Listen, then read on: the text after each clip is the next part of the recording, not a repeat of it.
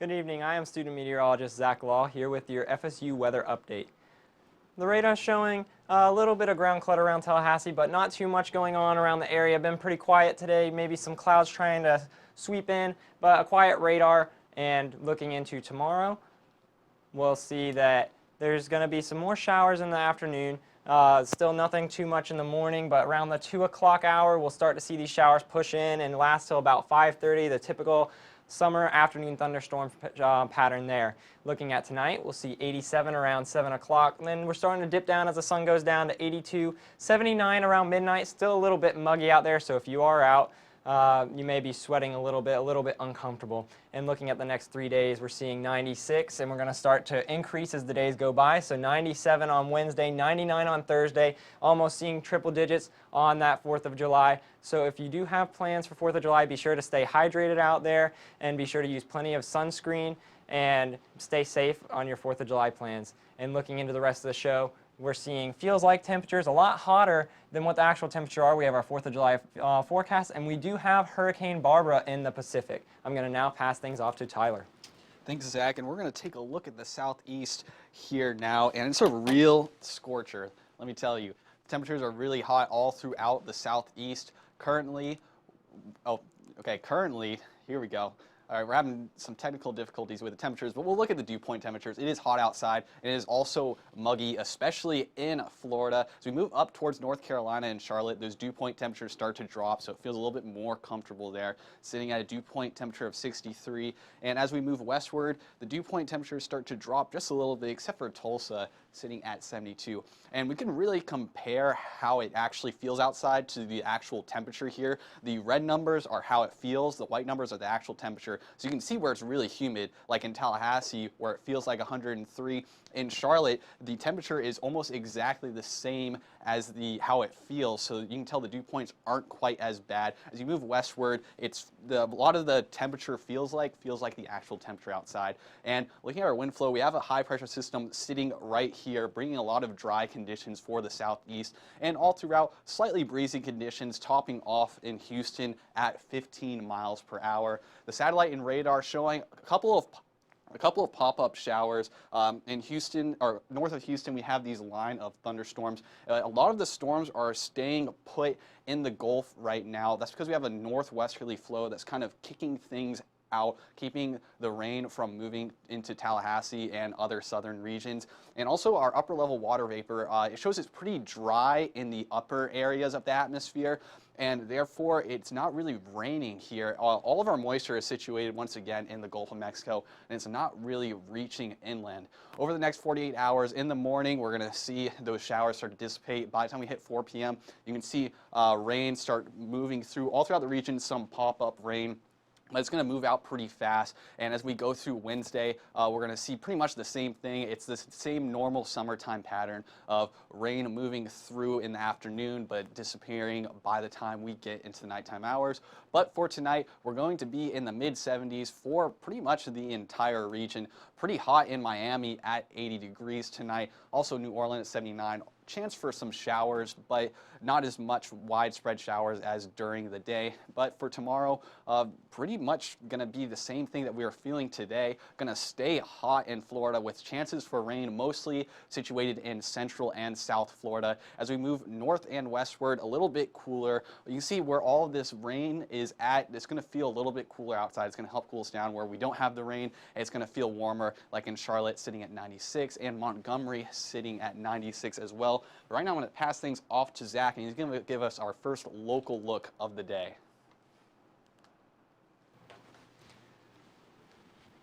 So our almanac's showing we're seeing temperatures of 97 actual temperature today. That's our high we reached out at. We're well above average, 5 degrees above average there, and we're actually a little bit above average for our low temperature as well. Not really too close to the high. We saw a high of 100 degrees on today, 1998.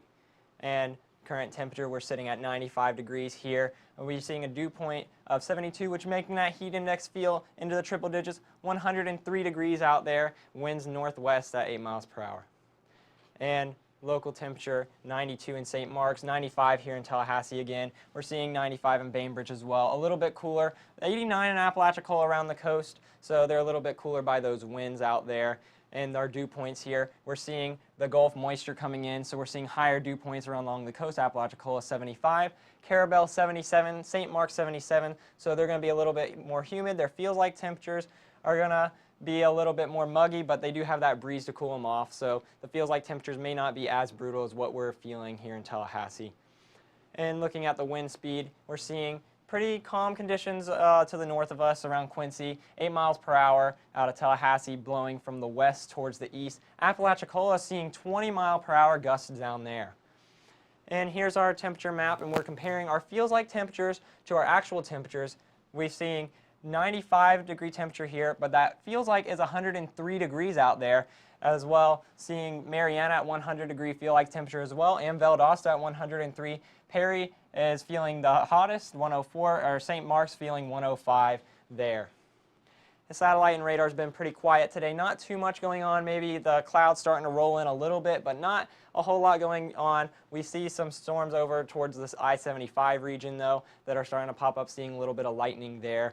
And looking at the futurecast, we're going to go through tonight and into tomorrow. Quiet morning, waking up, not a lot of cloud cover. 8 o'clock is going to be a nice quiet commute out there for all those going to work in class. But then 2 o'clock starts to roll around, 3 o'clock the storms start to come in, and they'll probably start to stick around till about 5, and we'll clear out, and it's going to be the same picture on Wednesday, quiet morning, but then we'll have that afternoon summer pattern, those storms starting to move through there.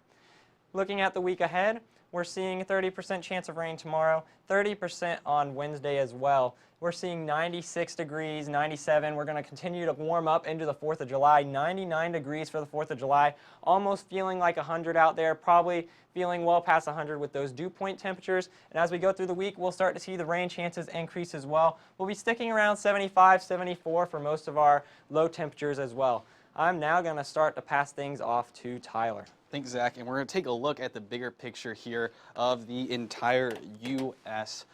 Pretty warm for the entire U.S., not just the southeast, but pretty much everywhere. The West Coast, as usual, pretty moderate temperatures. San Francisco sitting at 69 degrees. Seattle getting all the way up to 80, though. And for the East Coast, Boston's going to be our colder spot at 79. But the dew points, also a pretty typical story for the summertime. The eastern regions of the country are usually pretty moist, and we can see that everything east of San Antonio, of Dallas, is pretty moist. And you see this line right here, and as we move westward, it starts to get drier, except for right along the coastline where Seattle, San Francisco, and LA have a little bit more moisture to work with.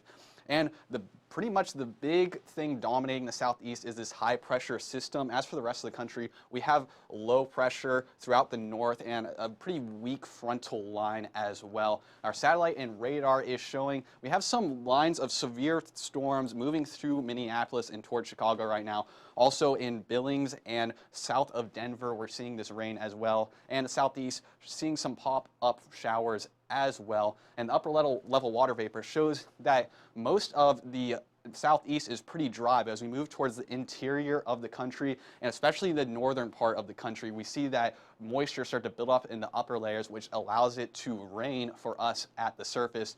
Zooming in a little bit closer to Minneapolis, we have a severe thunderstorm watch in pink, warning in orange, and also a tornado watch as well in red. And also that green is going to show us the flash flood watches as well. We see this line of storms moving east, south of Minneapolis towards Green Bay right now. Also a little bit towards our northwest in Great Falls, Montana. We see severe thunderstorm watches and warnings again as these line of showers start to move through.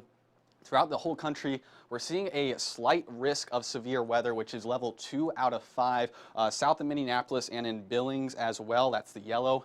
And for the dark green, that's a level 1 out of 5 risk. That's just a marginal risk for severe weather. Everywhere else, they're going to see thunderstorms in the light green, but those storms will not be quite as severe in nature. Our futurecast shows us that the rain will start to move out by the nighttime hours, but this line of storms that was by Minneapolis will start to reform again as we go through Wednesday night, and then as we get to Wednesday afternoon, we're going to see rain all throughout most of the East Coast. Nothing too heavy. The interior of the country will be a lot drier, though. For tonight, most of the region is, or most of the U.S. is going to be in the mid 70s for the eastern portion. As we move towards the west, going to be a little bit cooler. Denver sitting at 59, Seattle at 57, San Francisco at 55. And for tomorrow, the west coast is going to be pretty cool at 64, 67 for most of those regions. And then as we move towards the east, going to be hotter, especially in the southeast. It is going to stay hot tomorrow. But Zach's going to give us a look at the tropics, and I believe there's a new tropical storm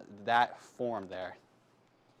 So we've been pretty fortunate here in the Gulf. The Gulf has been pretty quiet. The Atlantic's been pretty quiet. But the big picture, we're seeing Hurricane Barbara that actually just upgraded to a Category 1 hurricane earlier this afternoon. This is in the Pacific, and as we see, it could potentially be seeing some impacts over here towards Hawaii as it continues its track.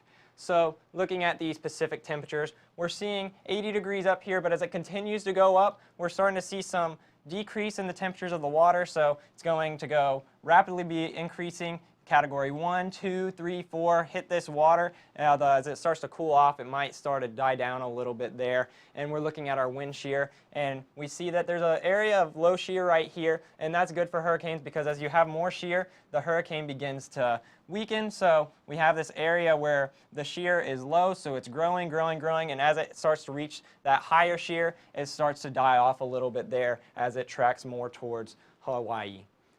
So we have our Hurricane Barbara right here. We actually have another area of disturbance right here that we need to watch out for. Not really in the short time, but maybe the long run. This might start to grow. 60% chance of becoming a storm within 5 days.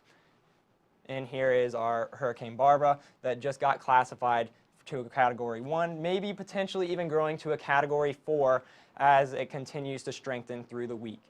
I'm going to now start to pass things off to Tyler. Thanks, Zach. And we're going to give one more local look for Tallahassee.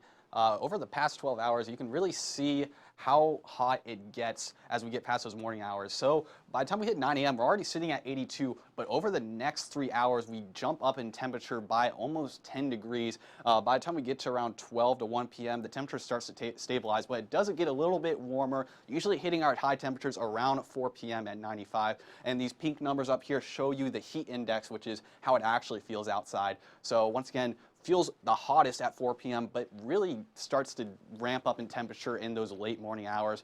Satellite radar not showing any rain for Tallahassee right now. All of the storms and rain are limited to Cross City, so the southeastern sections, and a little bit towards Carabel here we see some rain as well. Also some south of Mariana. For the rest of the southeast, pretty much same story, pretty dry all throughout. We see some showers south of Atlanta, some rainfall in northern South Carolina as well. Most of the rainfall is south of Dallas right now.